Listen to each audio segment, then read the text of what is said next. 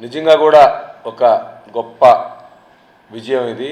ఎందుకంటే మహానాడుని పండుగను ఉద్దేశించుకొని మహానాడు రెండో రోజు అంటే 28వ తారీఖు నందమూరి తారక రామారావు గారి జన్మదినం సందర్భంగా చంద్రబాబు నాయుడు గారు అటు లోకేష్ బాబు గారు కలిసి మహిళా రిజర్వేషన్ అంటే ఎమ్మెల్యేలు కావచ్చు, ఎంపీలు కావచ్చు, అలాగే ఎమ్మెల్సీలు కావచ్చు, వీళ్ళందరికీ కూడా 33% మహిళా రిజర్వేషన్ ఇవ్వడం జరిగింది. దీనికి యావత్తు ప్రపంచం కూడా ఒక్కసారిగా మన రాష్ట్రం వైపు చూసేలాగా చంద్రబాబు నాయుడు గారు అటు లోకేష్ బాబు గారు చేశారు.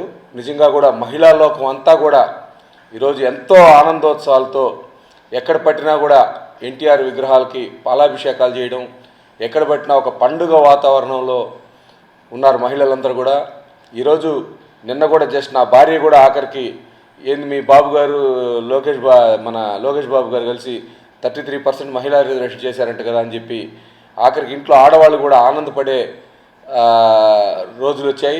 నిజంగా కూడా మహానాడులో ఇదొక గొప్ప విజయం. మహానాడులో తీర్మానించడం కూడా తీర్మానంలో పెట్టడం కూడా ఇదొక నిజమైన విజయంగా భావిస్తున్నాం.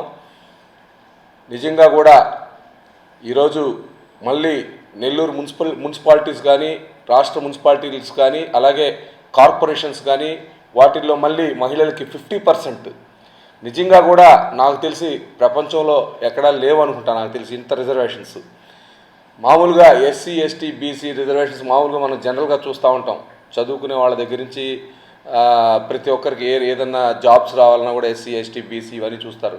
కానీ రాజకీయాల్లో కూడా మహిళలు రాణించాలనే ఉద్దేశంతో మహిళల్ని అణగదొక్కకూడదు, మహిళలు బాగా ఎదగాల, మహిళలు రాజకీయాల్లోకి రావాలా, వాళ్ళు కూడా అన్నీ తెలుసుకోవాలి, లోకంలో తెలుసుకోవాలని చెప్పి కొంతమంది మహిళలనే కొన్ని అడ్వైజ్లు అడగగలుగుతారు. ఎందుకంటే మగవాళ్ళ దగ్గరికి వచ్చి ఒక మహిళ వచ్చి కొన్ని అడగలేదు.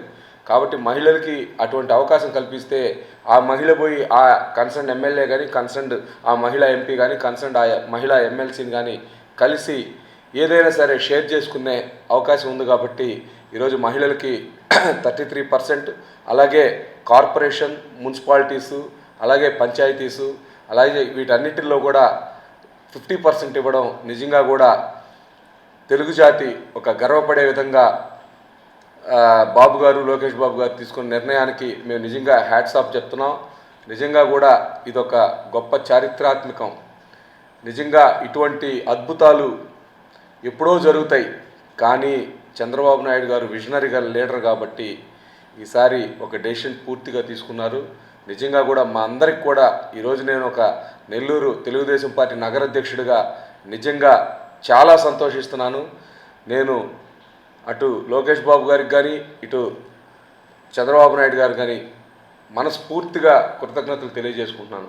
Thank you.